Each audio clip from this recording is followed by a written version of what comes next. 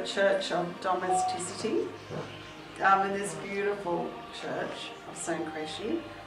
So I've titled this exhibition, it's like an installation of the Church of Domesticity, and then the subtext is the Archaeological Museum of Domesticity and the Everyday.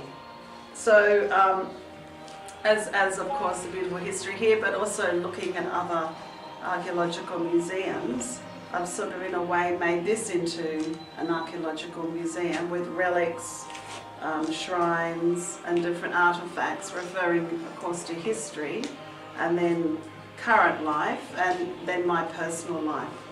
So as I have here an artist statement I wrote, which explains about, hopefully to a degree, about the exhibition.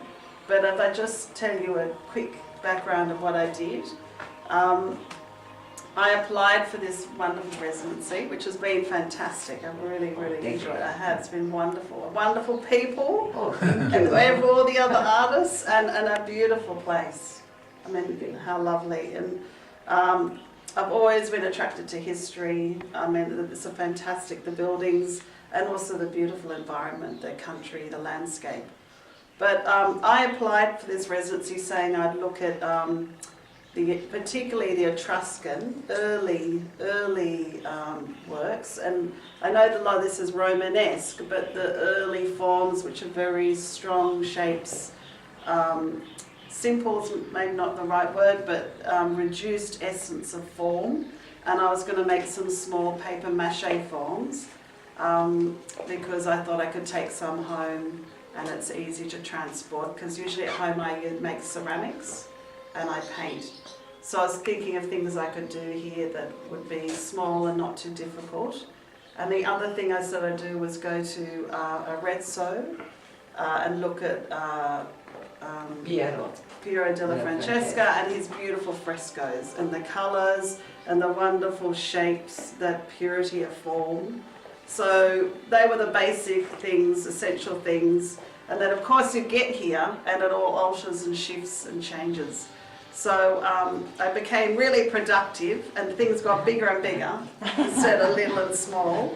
And I didn't want to, even though the landscape is so beautiful, I found it very liberating to do quite, for me, more contemporary, semi-conceptual approach and response to this environment. So instead of depicting it as a landscape or sitting out and sketching, I made these shapes which were like a response, and then created an installation. So I was really inspired by the artist who was just leaving when I arrived, Carol. And what's her surname? It's yeah, and she did these beautiful works of dancing and performing in the church, which she videoed, and we saw the videos, in the church and also in the landscape. And I thought it was beautiful, very poetic and very contemporary, and a lovely conceptual way of expressing the landscape and her response. And that for me was a jumping off point, because I thought, well, this church is so beautiful, and usually churches are very, of course they're sacred, but it's not a place you can usually put art in, particularly art that isn't, you know, it's sort of rustic or non-precious. And I thought it was a wonderful opportunity. And also, so the setting, the environment influenced me, then the contemporary response. And then as I was working, I realised in art history and what you study, that whole Italian movement of art. Arte povera. Yeah, poverty art. So that it was very political in the 1960s and 70s. Not that I'm hugely political, but I really like the essence of the everyday object, reused, and just things found, nothing precious. Everything was just from the everyday. And so I was thinking of that, but then also because I have been a mother, mainly lately, with little children, at the home in the domestic setting, and this was a 2 weeks sort of off, thanks to my lovely husband. who looked after them, I was like, quick, make, quick. And I had so many ideas, one idea to another idea, and walking around the landscape, everything to me looked sculptural and poetic and amazing resonance, had a resonance to everything.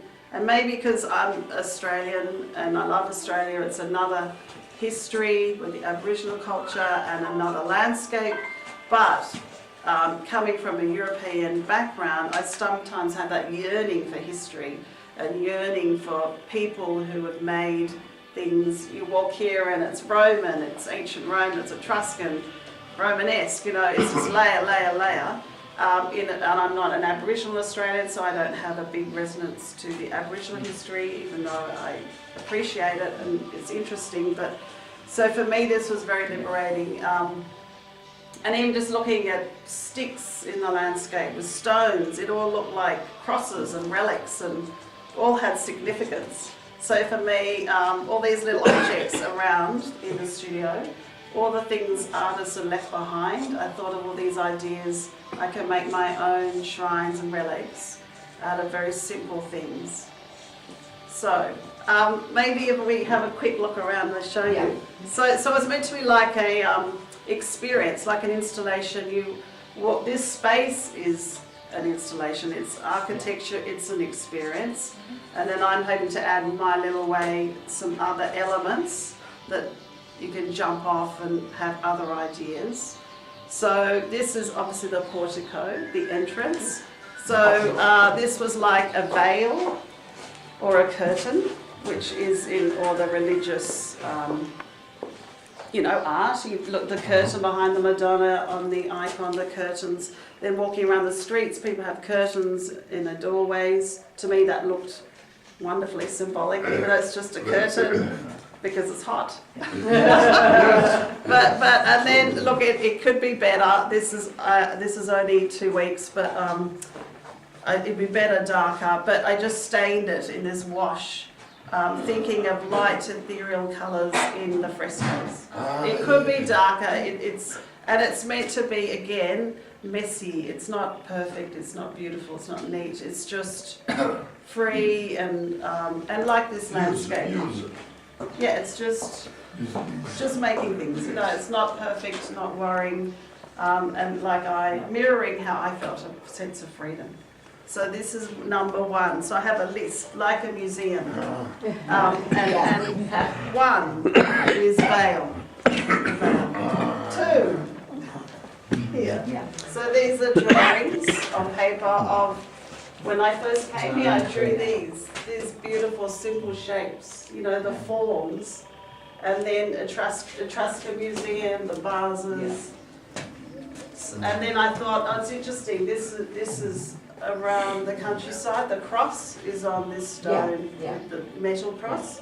So I was thinking these are supporting and holding. Oh, sorry, these are more support, like these, supporting the roof, supporting the beam, the structure. These are holding the cross, holding the food, or that could be the body, the woman holding the baby, or holding life. So this is the whole idea of holding and supporting, but also like the church does, it holds and supports people, community, and I was thinking personally as a mother and the whole idea of caring for children, you're holding and supporting, or supporting the family. So it's the function of the church and the function of being domestic, stuck in the domestic world. So then we enter in, so we're up to number 3.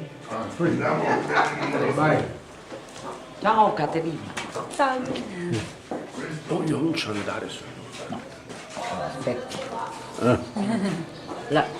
La conosci? No.